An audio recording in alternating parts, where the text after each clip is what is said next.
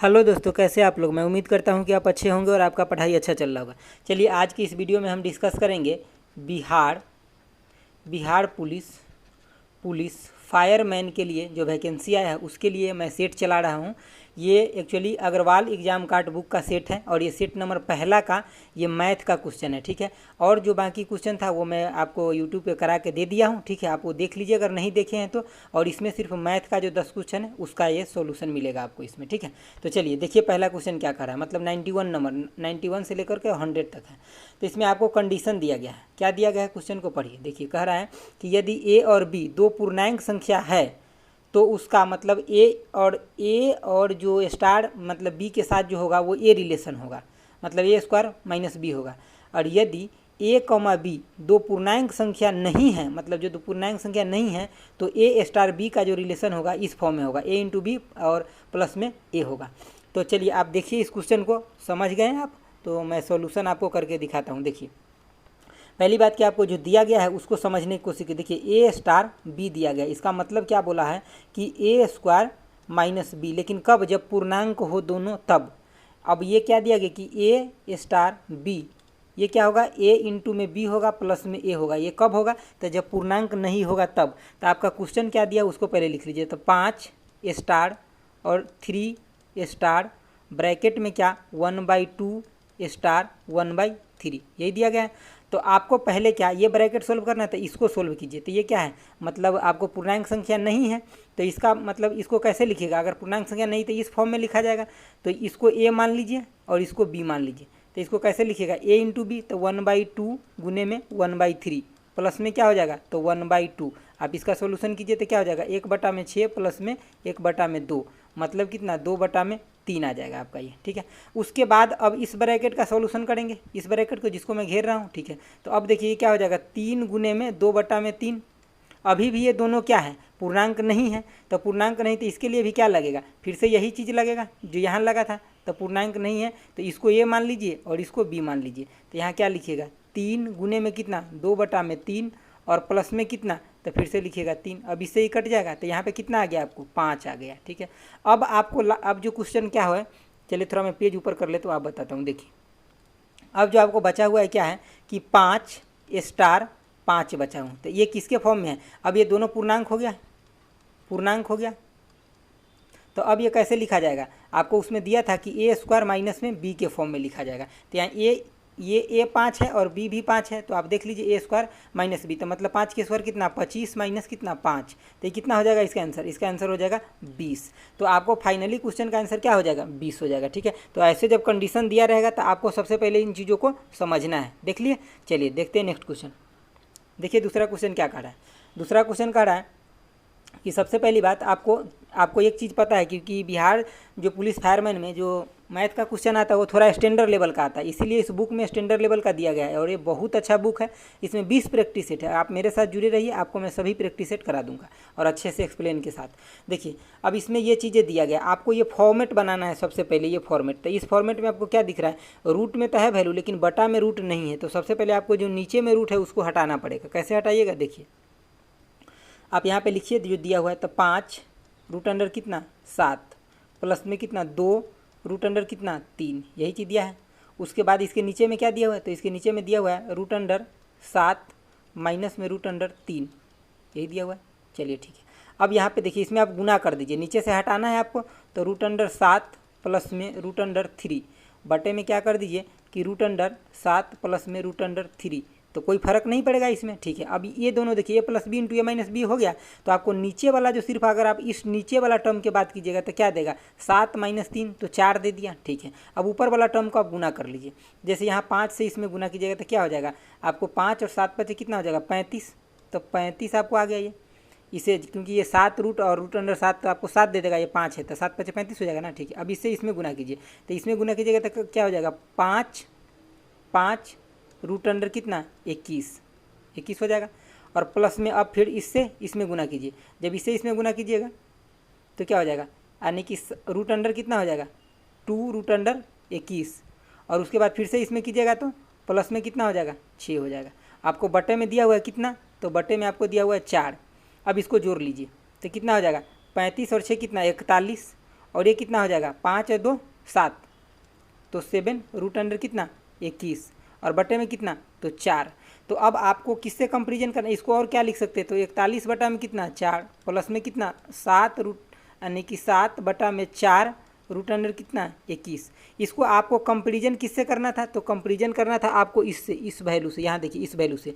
तो आप यहाँ क्या देख रहे हैं कि सी के जगह क्या हो जाएगा, सी के जगह आप लिखिएगा तो 41 बटा में 4 और किसके डी के जगह क्या हो जाएगा रूट अंडर 21, तो इसमें दोनों में है तो डी के जगह क्या हो जाएगा तो 7 बटा में 4, यही है ना 7 बटा में 4। तो आप ऑप्शन देख लीजिए कहाँ पे, तो देखिए ऑप्शन नंबर 1 है। ठीक है, आप समझ गए क्वेश्चन। चलिए देखते हैं नेक्स्ट क्वेश्चन।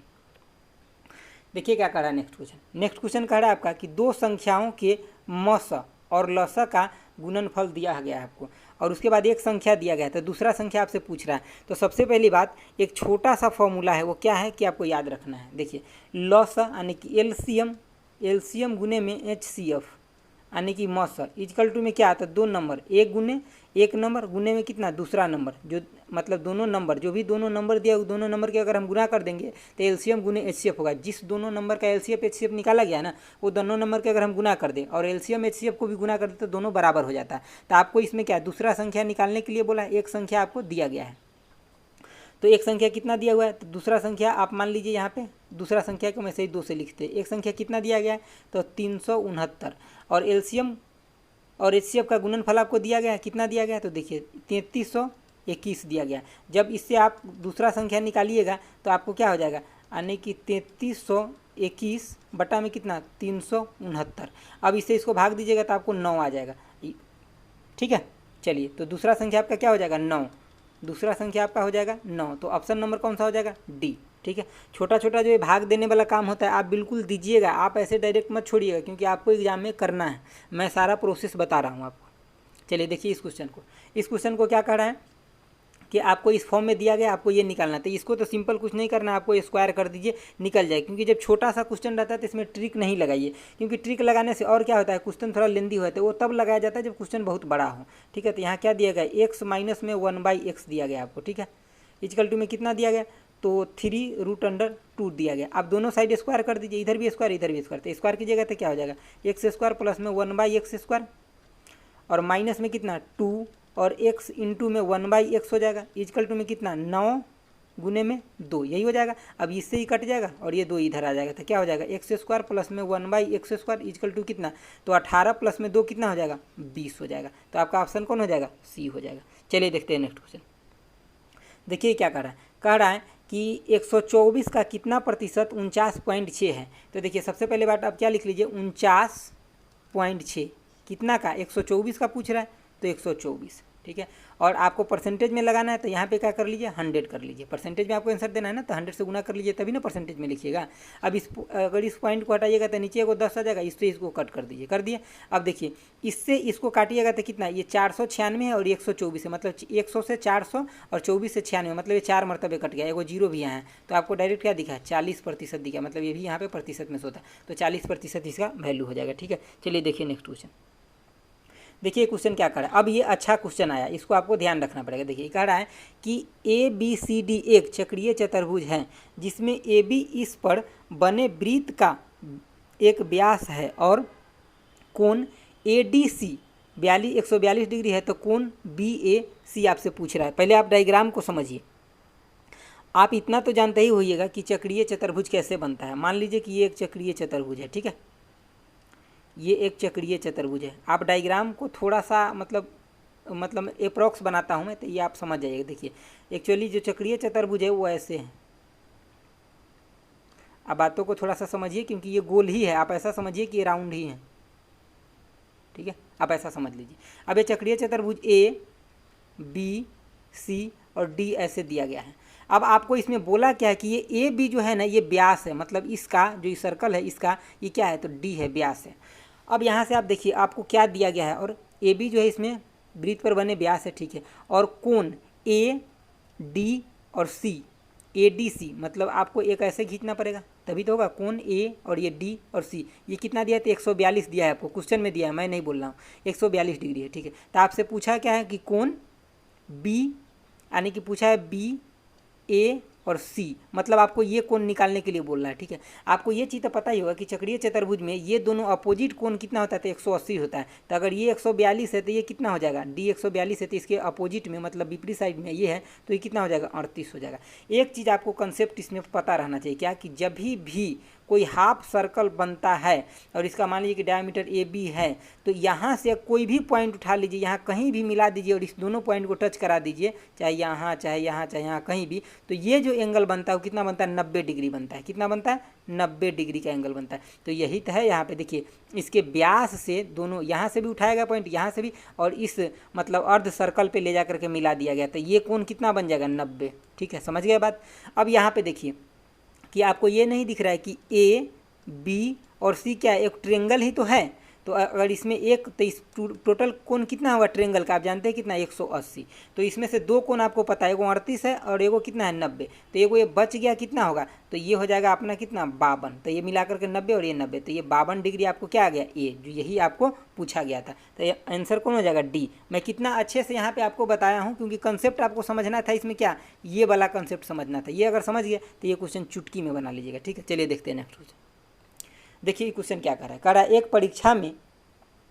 एक कक्षा में 30 छात्रों के द्वारा प्राप्त अंकों का माध्य कितना है, तो इतना है। 30 छात्रों के द्वारा प्राप्त अंकों का माध्य 58.5 था। बाद में यह ज्ञात हुआ कि त्रुटि एक छात्र के प्राप्तांक 75 के स्थान पर 57 हो गया है। मतलब 75 लिखना था और गलती से मास्टर साहब 57 लिख दिए, तो मतलब कितना कम हो गया है उसमें, देखिए, क्योंकि 75 लिखना था, ठीक है, और लिख कितने दिए, तो 57। तो ये कितना हो जाएगा, 8, और यहाँ से 6 में से गया तो 18। अब ये देखिए 18 नंबर उसमें और बढ़ता। अगर मान लीजिए कि 75 की जगह 75 लिखे रहते तो 75 की जगह तो 57 लिख दिए मास्टर साहब, तो यहाँ क्या हो जाएगा, 18 नंबर और बढ़ेगा। और कितने लोगों में 18 नंबर बटेगा, तो 30 लोगों में, क्योंकि 30 लोगों का एवरेज निकाला गया। तो 18 बटा कितना कर दीजिए, 30, इसको काटिएगा तो कितना हो जाएगा, 6 बटा में 10, आने की कितना 0.6 आ जाएगा आपको। यहाँ पर मैं लिख देता हूँ, देखिए 0.6 आ गया। तो इससे आपको क्या पता चला कि अगर सही करेक्शन नंबर जोड़ा गया रहता, सही नंबर, तो अब जितना ये आया हुआ है सबका एवरेज औसत, इसमें 0.6 और बढ़ा रहता। तो यही तो आपको पूछ रहा है कि सही माध्य क्या होगा, तो सही माध्य क्या होगा, 58.5 प्लस में 0.6, यही होगा। तो आप इसको देख लीजिए कितना हो जाएगा, 59.1 हो जाएगा। तो कौन सा आंसर हो जाएगा, ऑप्शन बी। आप समझ गए ना अच्छे से। चलिए देखिए नेक्स्ट क्वेश्चन। देखिए क्या कह रहा है, ये कह रहा है इतना का पावर इतना है और इतना का पावर इतना है। आप बहुत अच्छे से पढ़े हुए हैं कि अगर बेस सेम होता है तो पावर क्या होता है, जुट जाता है। मान लीजिए कि 1 के पावर में 6 है, ठीक है, और गुने में 1 के पावर में 5 है, तो आप यहाँ पे क्या लिखते हैं, जैसे कि बेस यहाँ पे सेम हो गया तो 1 के पावर में डायरेक्ट क्या लिख देते हैं, 11 लिख देते हैं ना ऐसे। तो उसी तरह से यहाँ पे है, देखिए अब इसके पावर में इतना, इसके पावर में, तो इसके मतलब क्या हो गया कि 256 के पावर में अगर हम इस दोनों को जोड़ ले, इस पावर को भी और इस पावर को भी, तो क्या आ जाएगा, 0.25 आ जाएगा, 0.25। अब इसको और क्या लिख सकते हैं, तो 256 के पावर में 1/4। इसको और आप लिख सकते हैं, जैसे कि ये क्या 4th ही रूट तो शो कर रहा है, तो 4th यहाँ कर दीजिए, इसको 4 गुने में 4 गुने में 4 गुने में 4, 16 ही 256 होता है, आपको पता है। तो यहाँ से जो आंसर निकाल के आएगा वो क्या आ जाएगा, तो 4 आ जाएगा। ऑप्शन नंबर कौन, डी हो जाएगा आपका सही। समझ गए बात। चलिए नेक्स्ट क्वेश्चन देखते हैं। देखिए ये क्वेश्चन, ये काफ़ी स्टैंडर्ड क्वेश्चन है। जब तक आप कंसेप्ट न समझते ज्योमेट्री का पूरा, तब तक आप न बना पाइएगा एग्जाम में इसको। देखिए मैं आपको सब अच्छे से समझा के बताता हूँ। देखिए कह रहा ट्रेंगल ABC में डी तथा ई क्रमशः भुजा AC तथा, पहले मैं साथ साथ बनाते ही चलता हूँ ताकि आपको समझ में भी आते ही चलेगा। देखिए क्या कर रहा है, पहले तो ट्रेंगल ABC आप बना लीजिए, ठीक है, आप बना लिए ट्रेंगल ABC हो गया, A B और C बन गया।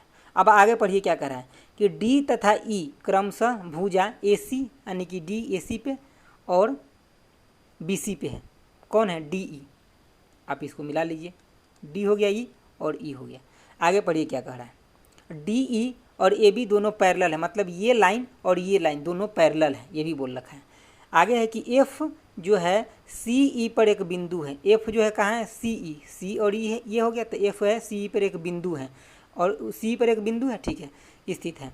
DF और AE पैरेलल है, DF, तो DF कौन हो जाएगा, D और F ये हो जाएगा, और A और E लाइन ये हो जाएगा। ये दोनों क्या बोल रहा है कि पैरेलल है, ये लाइन और ये लाइन पैरेलल है, ठीक है। तो अब आपको दिया क्या है इस क्वेश्चन में, ये देखिए सी से ई कितना दिया गया, तो यहाँ से आपको जो दिया गया है यहाँ तक ही 6 दिया गया है, ठीक है। उसके बाद सी एफ यानी कि इतना, सिर्फ इतना दूर आपको दिया गया है, वो दिया गया 2.5। ये समझ गया बात। आगे देखिए, तो बी सी आपसे पूछ रहा है, मतलब यहाँ से लेकर के और यहाँ तक का डिस्टेंस आपसे पूछ रहा है। तो यहाँ सबसे पहले बात आपको 2 ट्रेंगल समझना पड़ेगा। देखिए ये ट्रेंगल जिसमें मैं स्टार लगा रहा हूँ, ये ट्रेंगल और ये ट्रेंगल दोनों सिमिलर ट्रेंगल हैं, तो इसमें सिमिलर ट्रेंगल का रूल लग जाएगा। तो देखिए मैं यहाँ पे अभी लिख रहा हूँ, पहले आप देख लीजिए। Triangle D D C F किसके बराबर है ट्रेंगल, तो वो है ए सी और ई के बराबर है, ठीक है। तो अभी दोनों ट्रेंगल का सिमिलर रूल लगा दीजिए। तो देखिए यहाँ पे आप क्या लिखिएगा, तो सी डी बटा में क्या सी ए इक्वल टू में क्या लिखिएगा, ये छोटा वाला पार्ट, मतलब अगर इस ट्रेंगल के ये छोटा वाला पार्ट, फिर ये बड़ा वाला पार्ट, तो छोटा वाला पार्ट कितना होगा 2.5 बटा में ये बड़ा वाला पार्ट कितना हो जाएगा, तो 6। ये चीज़ आपको आ गया। अब दूसरा देखिए, एक ट्रेंगल आपको ये भी सिमिलर दिख रहा होगा, क्योंकि डी ई सी और ए बी सी ये भी सिमिलर ट्रेंगल है। मैं थोड़ा सा इसको ऊपर कर देता हूँ उसके बाद, क्योंकि जगह नीचे कम है, ठीक है। यहाँ पे देखिए अब आपको क्या दिख रहा है, दो ट्रेंगल डी ई और सी, ये किसके बराबर दिख रहा है ट्रेंगल आपको, तो ए बी सी के बराबर दिख रहा है। तो अब इसमें फिर से आप सिमिलर रूल लगा दीजिए। तो सिमिलर रूल लगाइएगा तो क्या हो जाएगा, यानी कि सी डी छोटा बटा में फिर ये बड़ा, यानी कि सी ए इक्वल टू में क्या लिखिएगा, तो ये छोटा कौन सा सी ई बटा में क्या फिर से ये बड़ा सी और बी। ये चीज़ें तो आपको निकालना है। और सी ई दिया हुआ है कितना, देखिए सी से ई तक दिया हुआ है कितना 6, और ये सी डी यहाँ पे देखिए सी डी बटा में सी ए, आपको पता ये चल गया है, ठीक है। तो अब इसको बराबर में यहाँ पे डाल दीजिए, क्या डाल दीजिए 2.5 बटा में कितना 6। तो अब आप यहाँ पे क्या कर लीजिए, गुना कर लीजिए, तो 36 बटा में 2.5 हो जाएगा, यानी कि बी सी इक्वल टू में कितना 36 बटा में कितना 2.5। तो इसको जब आप कट कीजिएगा तो आपको आ जाएगा 14.4।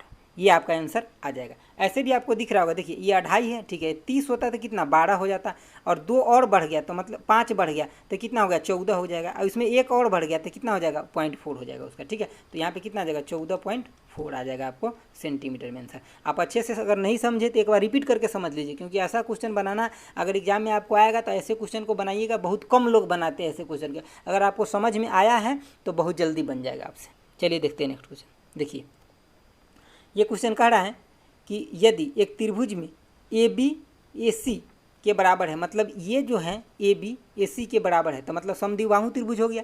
आपको पता है जब समद्विबाहु त्रिभुज हो जाता है तो नीचे वाला बेस एंगल जो होता है ये अगर x होगा तो ये भी कितना होगा x होगा। आपको यहाँ क्या दिखाई दे रहा है, आपको पूछा क्या है, तो ट्रेंगल बी ए सी, मतलब ये एंगल आपसे पूछा हुआ है, ये एंगल क्या होगा ये पूछा हुआ है। तो देखिए यहाँ पे ये 105 है तो ये कितना हो जाएगा 75, क्योंकि ये पूरा का पूरा कितना होता है 180 होता है 75, तो ये भी कितना हो जाएगा 75। अब ये ए बी सी एक ट्रेंगल है तो ये 75 हो गया, ये 75 मतलब 150 आपको पता हो गया, तो ये कितना हो जाएगा 30 हो जाएगा। ये तो डायरेक्ट ही बन जाने वाला था, तो ऑप्शन ए हो जाएगा, ठीक है। तो दोस्तों ये था आपका 10 क्वेश्चन। मैं सेट में हर सेट का जीके जीएस जो है उसका अलग वीडियो बना के देता हूं, और इसका मैथ का अलग, क्योंकि वीडियो ज़्यादा लंबा ना हो जाए। और आप मैथ देखना चाहते तो मैथ देखिए, दोनों देखना चाहते तो दोनों देखिए, अलग अलग इसीलिए मैं बनाता हूँ। और मैं एक बात बता दूं, इस बुक का रिव्यू इतना अच्छा है इसीलिए मैं ये बुक परचेज किया हूँ, और आप लोग का सभी सेट प्रोवाइड करा रहा हूँ। आप देखिए, आपको काफ़ी बेनिफिट है, क्योंकि आपको पता है आज के डेट में सिलेक्शन लेने के लिए बहुत ज़्यादा मेहनत करना पड़ता है। तो आप मेरे साथ जुड़े रहिए, आपसे अच्छा खासा मेहनत मैं करवाऊँगा और सभी सेट का अच्छा एक्सप्लेनेशन दूंगा, जिससे आपको एग्जाम में काफ़ी बेनिफिट होगा। क्योंकि अगर आप एग्जाम से मतलब अगर आप बुक से पढ़ते हैं उससे बहुत ज़्यादा बेनिफिट होगा जब आप एक टीचर से आप उसका एक्सप्लेनेशन सुनते हैं तब, ठीक है। तो आपको अगर अच्छा लगा तो लाइक कर दीजिए, दोस्तों के पास शेयर कर दीजिएगा, और thanks for watching. Okay bye, जय हिंद दोस्तों।